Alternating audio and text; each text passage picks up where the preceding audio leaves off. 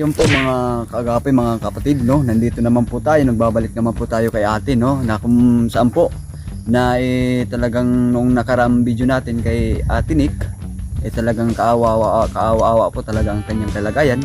Kaya po kami bumalik dito mga kapatid, mga kaagapay, dahil may ibibigay po kami sa kanya na talagang may dala na po kami bigas po para may ibibigay po sa kanya para po ay may pangsaing na po sila sa araw-araw.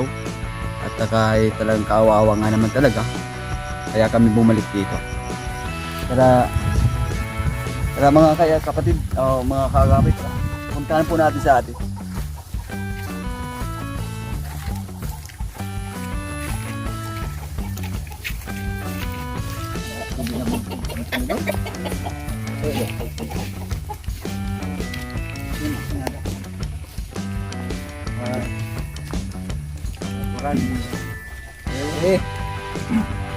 Magandang araw po.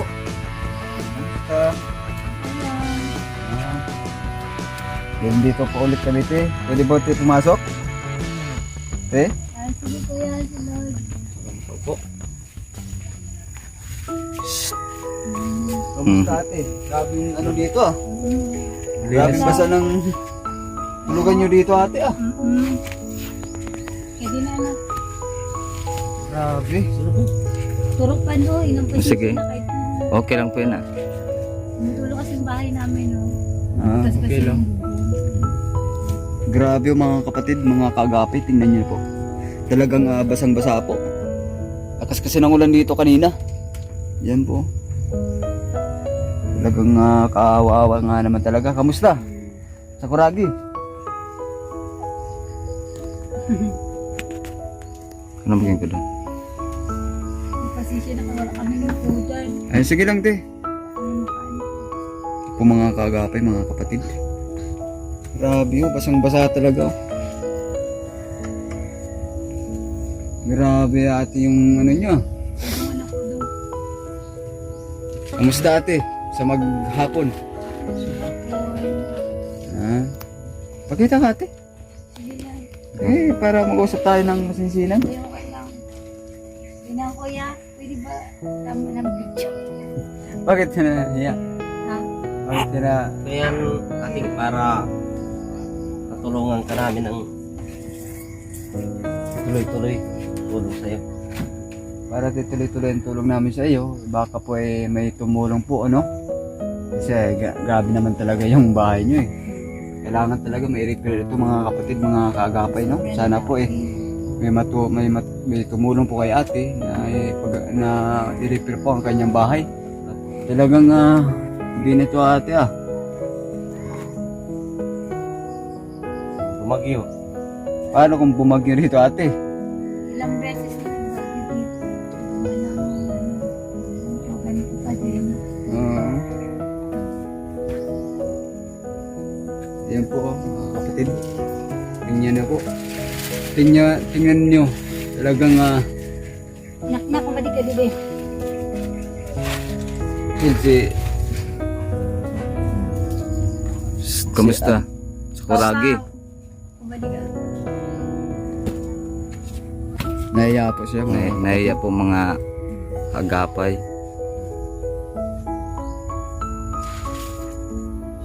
Sana si ano? Kagapay, apoy. Tara na.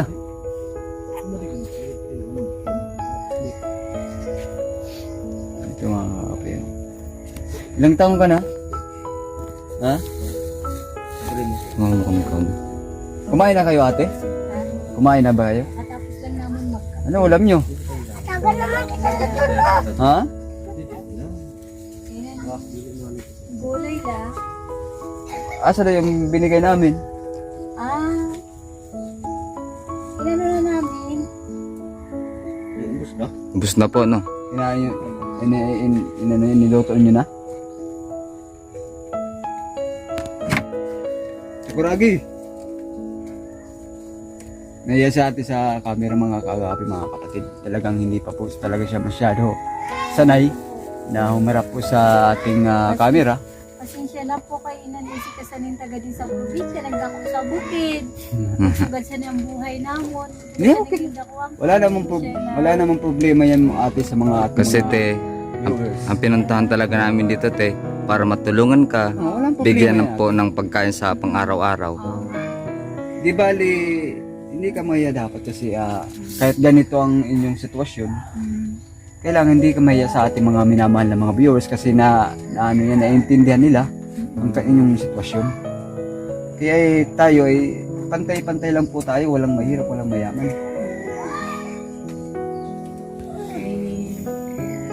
Nagtako sa bukid.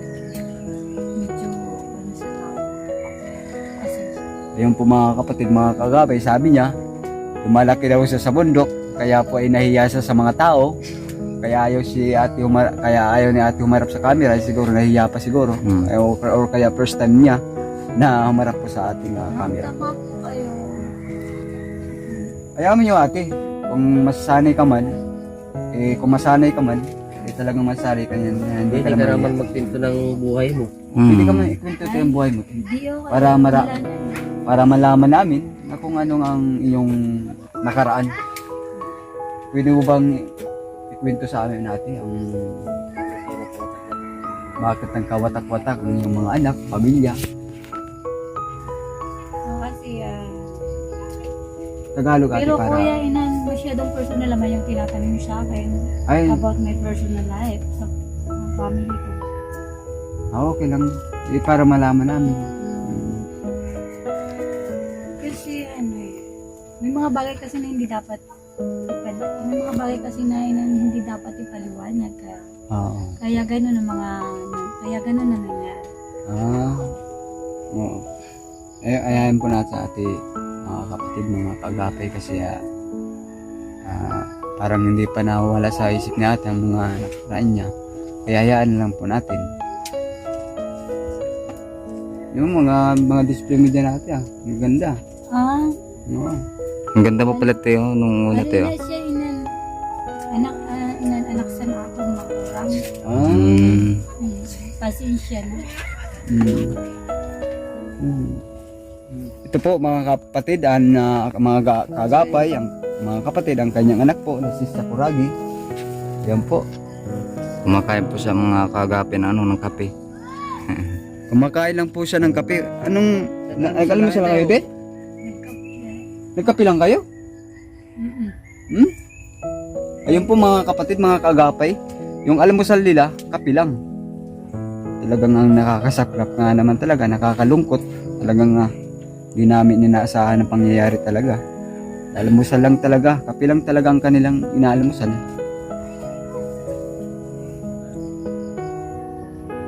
Yan po mga kapatid, mga kagapay. Kitang-kita nyo naman po kung gaano niya kinakain yung kape.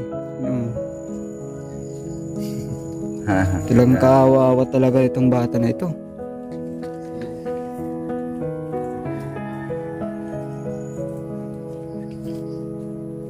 Sakuragi, ilang? Magandang araw po. Ayan po. Kumusta? Ito, may dala naman kami. Ay, sige. Kahit kunti na may nadagdag na dyan. Sige, salamat kuya. Ayan po mga kapatid, mga kaagapay. Ayaw anak. Yan pong ibinigay namin kay ate. May sana po malaking tulong na ito sa kanya. Kahit man konti lang yung Salamat kahit man konti lang yung aming binigay sa kanya. Ito po. Sana makakatulong na ito sa kanya mga kapatid, mga kaagapay. Magsain ka eh. Sige kuya. At Meron. mga kapatid, ito yung pinangako namin kay ate na talagang pagpunta namin dito ay talagang magdadala na kami ng bigas para po ay may pangkain na po sila. May pangsaing na po. Pangsaing na po talaga. At saka yung mga dilata at saka noodles at saka sukal para po wala na po silang problemahin pa mga kapatid, mga kaagapay. Ito te, mamaya te, iksahin kayo, may bigas na po kayo. Kasi para, ang hirap naman kasi, bakit kape lang yung almusal nyo? Grabe. Ganyan talaga kuya. Ang hirap. Lalo na wala akong trabaho. Nga po ito. Ayan po mga kapatid, mga kaagapay, sana po ay tulungan po natin si ate talaga. Talagang aawa-awa po talaga ang kanyang sitwasyon. Buti po, pagbalik namin dito, may dala na po kaming kaunting bigas lamang at saka grocery para po sa mag-ina po, no? Sana po ay tulungan po natin sa ating mga kaagapi, mga kapatid, no? At saka yung bahay niya, mga kapatid, talagang Pag umuulan, sigurado pag talaga. umuulan po talaga, lalo na pag papunta dito ang hangin, dyan Papasok talaga yung papasok ang tubig. ulan. Papunta sa hinigaan nila, talagang grabe nga naman. Kaya nga natulog na lang sila sa duyan. Pasensya na ho kayo, mga kapatid, mga kaagapi, kasi nahiya pa talaga sa ate.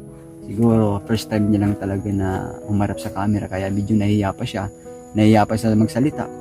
Kaya hayaan na lang po natin, intindihin na lang po natin, mga kaagapay, mga kapatid, no? Yan po, ate, oh. Sige Ito, mamaya, kuya, ate. salamat. Sayang lang kayo mamaya, ha? Apoy. Kakunti lang po sa ate, no? Sige.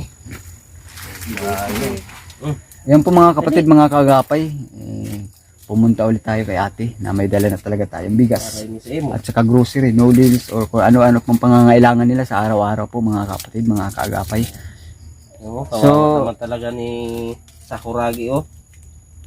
So ate, ano pong Gutom talaga bata. masasabi nyo sa ating mga minamahal na mga viewers, kundi dahil sa kanila, Ang masasabi ko lang, ay wala tayong salamat ganito. sa mga tulong na nabigay niyo sa amin kahapon at ngayon, o nung isang araw. Salamat. maraming nagpasalamat Sana siya. maraming blessing na nito sa inyo at palay kayo. Yun, maraming salamat po, Thank you rin. maraming salamat po ate, kasi yan talagang pinaka-importante sa lahat, ang Panginoon po, no? Huwag po natin kalimutan ng Panginoon at magdalangin po tayo sa araw-araw, no? At saka nagpapasalamat tayo, kundi dahil sa ating mga minamahal sa mga viewers, kundi at saka sa Panginoon, ay wala po tayong ganito, no? Oo.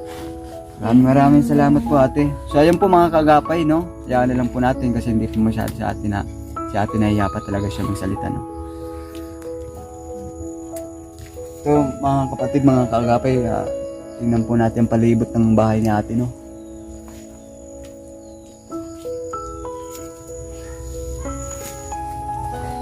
Palibot mo yung bahay, pre.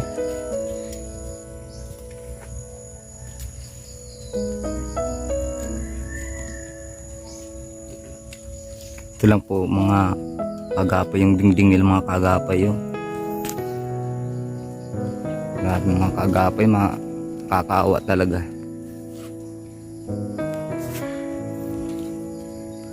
Yun mga kagapay, nakikita naman talaga natin ang kalagayan talaga ng mag-ina.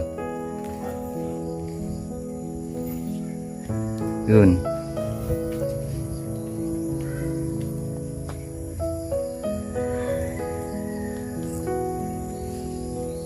Sana po matulungan niyo po kami mga kaagapay o kaya sila para masuportahan po natin.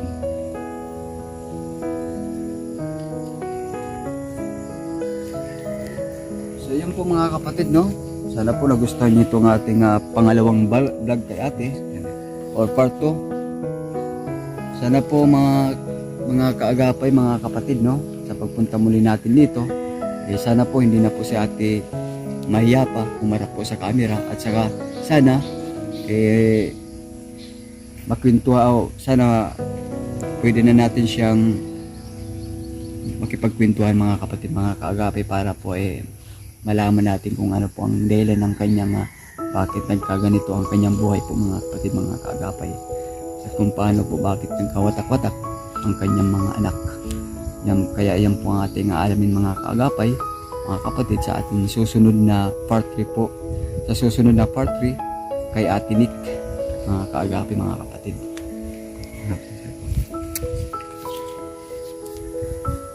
So yun nga mga team kaagapay, so sa ngayon po ay nagpapasalamat po kami dahil pinuntahan po namin ulit si Ate Nick. At yun nga, nakikita naman talaga natin na yung mag-ina talaga ay masaya dahil meron na silang makakain sa pang-araw-araw nila at may bigas na. Sa susunod po na araw ay magdadala naman kami ng bigas para sa kanila ulit at suportahan po natin sila Ate Nick. Mga kapatid, So maraming salamat po. Sa ngayon po ay yung buhay ko po ay naging masaya po dahil nakatulong naman po kami kay Ate Nick at nakabalik kami dito. Tsaka maraming salamat po sa ating mga minamahal na mga viewers, mga kapatid, no? Maraming salamat po sa inyo sa pagpatuloy nyo pagsuporta. At pakisuporta naman po ng aming YouTube channel po. So paki-like and share na lang po. Maraming salamat po sa inyong panonood, lalo na po sa mga viewers. Maraming salamat.